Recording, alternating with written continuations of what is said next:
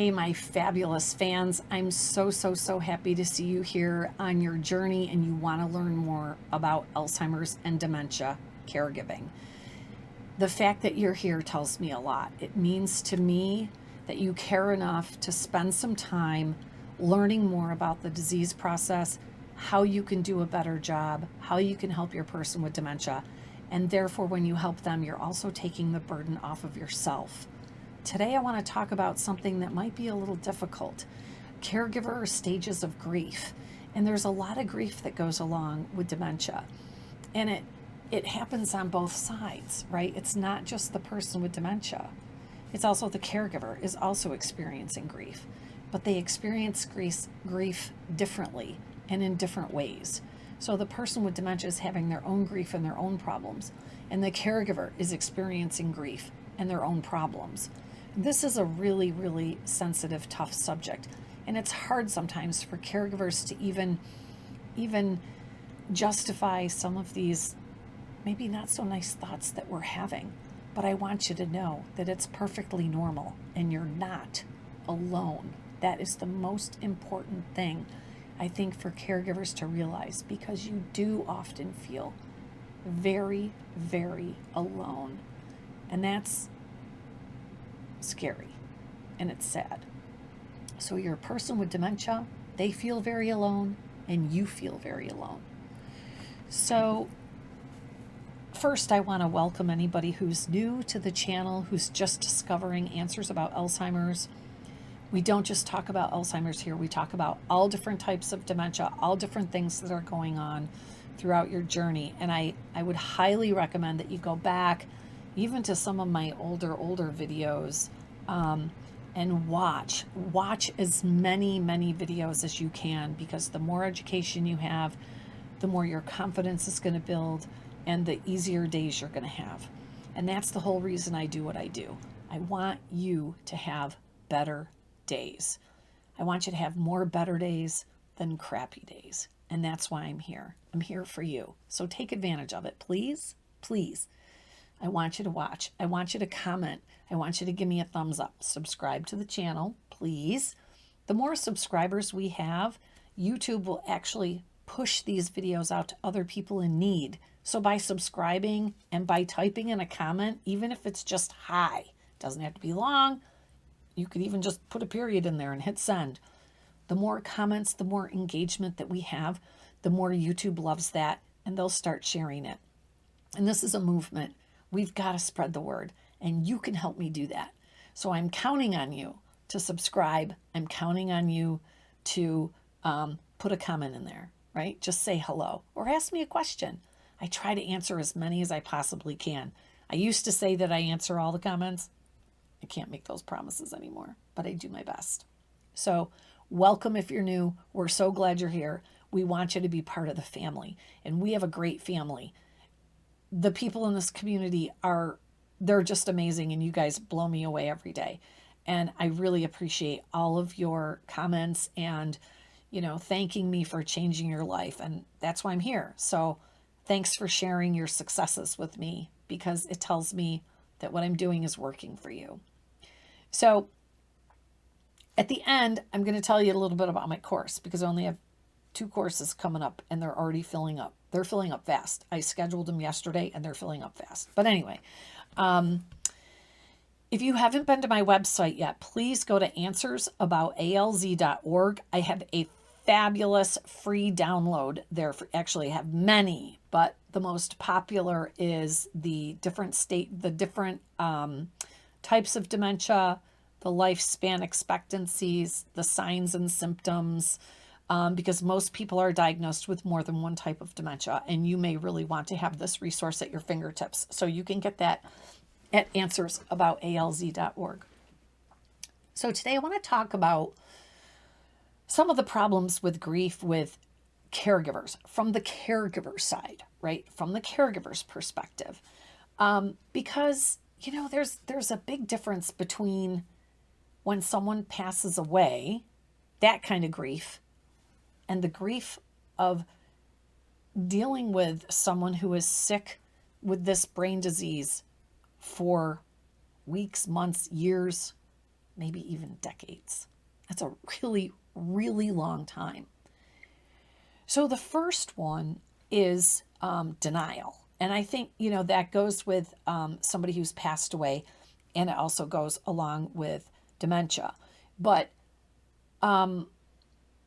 denial or feeling helpless, right, is that maybe we kind of think, well, maybe they're really not sick. So we're kind of denying, oh, maybe they're really not sick. Maybe they're really not terminal, because this is a terminal illness. It's a progressive disease. Or we might start thinking in denial because we might say something like, well, maybe this is just normal aging and normal forgetfulness, because, we do get more forgetful as we age. So we might start being in denial in that way. And we also may be looking at the good days, because, people with dementia have good days and bad days. And I get into more of that in the course, but the reason why they have good days or bad days. So you may think that maybe they were misdiagnosed. I know we thought that in my family several times. And my mom was going to one of the top neurologists. And there were times when we thought, and she thought too, I don't think I have dementia because I'm having so many good days in a row. So that can be a denial thing. And then the other thing is that maybe we're kind of ignoring some of those warning signs, right? Or we're kind of not acknowledging those obvious warning signs. So those can all be things for denial. The next one is anger. Anger. And I'm talking about anger from the caregiver side, right? Not the person with dementia. So a caregiver can feel like they're being abandoned. They feel like they're being abandoned by their loved one because now they have dementia, and maybe they're not the same person, the person that they loved and that they knew, because of the brain damage. They have personality changes and traits changes in their character. Those are really, really hard. So we as the caregiver, we may start feeling abandoned. And then there's also the abandonment of family members, because oftentimes one person starts picking up the ball. They start doing most of the caregiving, and family just kind of, all right, well, she's kind of taking care of it, so I'm just going to go kind of live my life. Or maybe people live out of state or out of town, and it all ends up falling on one person.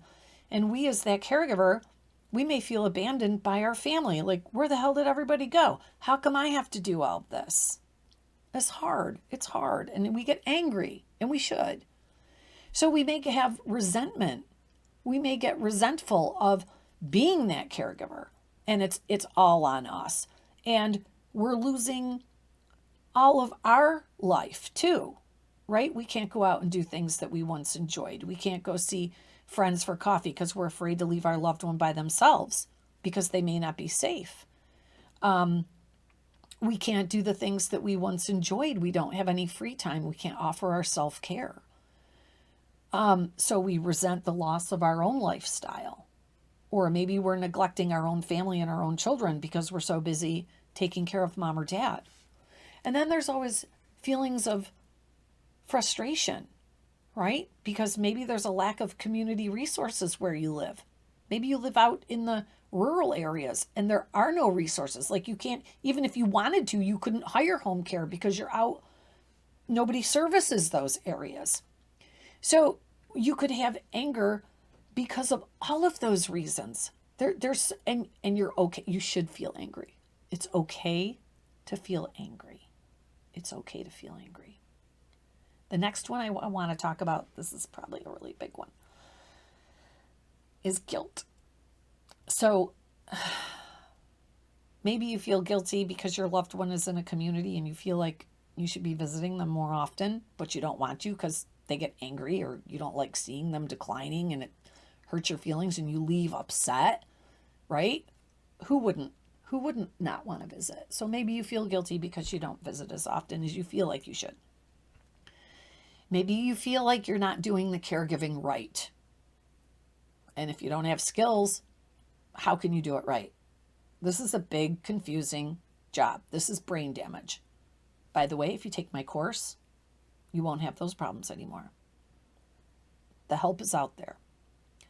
Maybe you feel like you're not doing enough. Maybe you feel like you should be doing more.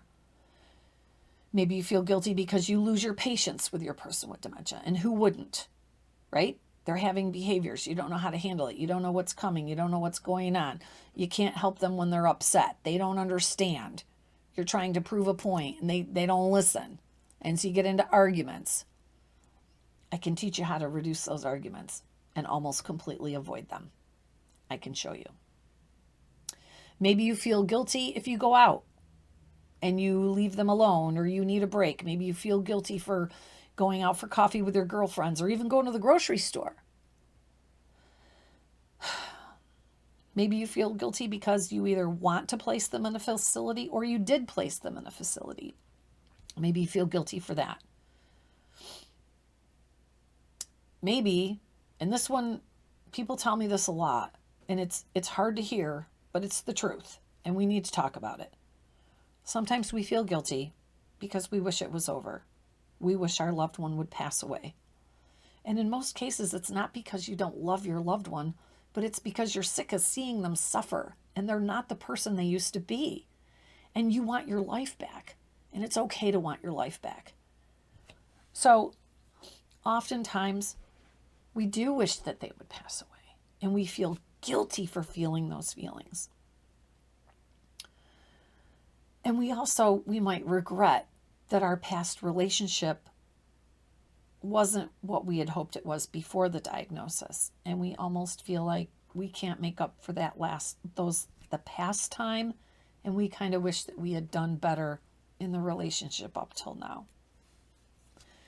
The next feeling can be sadness, because with each decline in the disease process brings more loss. And so, whereas if someone passes away, we kind of go through the grieving process and then it's over and then you begin to heal. With dementia, it's so long. The process is so long and the losses just keep coming and coming and coming, and we have to deal with each one. And you may find that you're crying a lot, or maybe you're keeping your emotions inside and you're burying them and you're pushing them down, and we don't want to do that. You have to acknowledge these feelings in order to get through these grieving processes at each stage. And you may feel like I can't catch up with my feelings, right? Because they keep coming, and then there's another blow and another blow and another blow.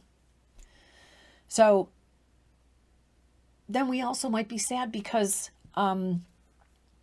we're becoming more and more secluded, because people with dementia, they tend to self-isolate and become more secluded because of so many reasons. But as a caregiver, we end up being more isolated and secluded, but that might not be our choice, right? Maybe you're a very socially active person, and now all of a sudden you can't do any of those things that you used to love to do. And then there's acceptance. You have to, sometimes we have to ask for help, or maybe find the humor, right? Because sometimes this can be humorous, and we have to try to find the humor in some of these situations. And if you can try to discover the reason why you're caregiving, right? Try to find some of the positive reasons that you're a caregiver. Because I love my mom, and because I want the best for her. Or just because it's the right thing to do and I'm standing up whereas nobody else is. So try to find some of your own discoveries, your own meanings, positive meanings behind caregiving. And try to live in the moment, right? When you're having a good day, boy, hang on to those good days. And I can show you how to have more good days than bad days. And then the last one, face your feelings, right? It's okay to let it out and know that what you're feeling and what you're going through and some of those horrible thoughts, they're normal. They're normal. I want you to stop beating yourself up. And everyone grieves differently. We all go through these losses differently. And this is a journey. It's okay to be angry. It's okay to be upset.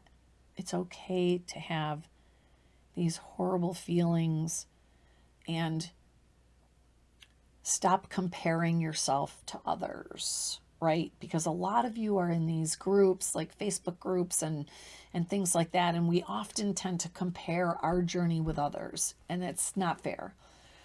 You can't compare your person with dementia to others. You can't compare what you've given up, what they've given up, how they're able to cope and you're not able to cope. It's not fair because we're all different and we all handle things differently. But my point, I guess, today is recognize your emotions. Know that they're normal and that you're okay and you're not a horrible person if you have horrible thoughts, because we all have them. So if you would like some more help, just go to my website, answersabout.alz.org. Look up the course, look what it entails, give me a call, let's talk about it, see what's the best course of action for you, because I can help you. I know I can help you. It's 100% guaranteed. My course has a 100% guarantee. So with that said, head on over to answersabout.alz.org, subscribe, shoot me a comment. I don't know, let me know where you're watching from. Tell me what your favorite color is. Tell me a funny story about your person with dementia. Visit me on TikTok. I'm all over everything. Oh, and get my book. Forget Me Not. We're actually starting a new movement. All my TikTokers, we decided we're going to start a movement. What we're doing is we're asking you to buy 2 of these, one for you. Great caregiving guide in here. Has a lot of great tips in here for you, scripts, everything. Buy one for yourself and one to give to someone else in need, because this is new modern dementia care training. This is it. And we're starting a movement. So buy one for you, one to give away. And when you give it to someone else who needs it, you tell them, I'm giving this to you, but you have to buy another copy to give to someone else in need. And together, we're going to disrupt the memory care industry once and for all. Because you know what? It's time for a change. And I got you. You can do this. I'm here for you. Thanks for joining me. I'll see you next time.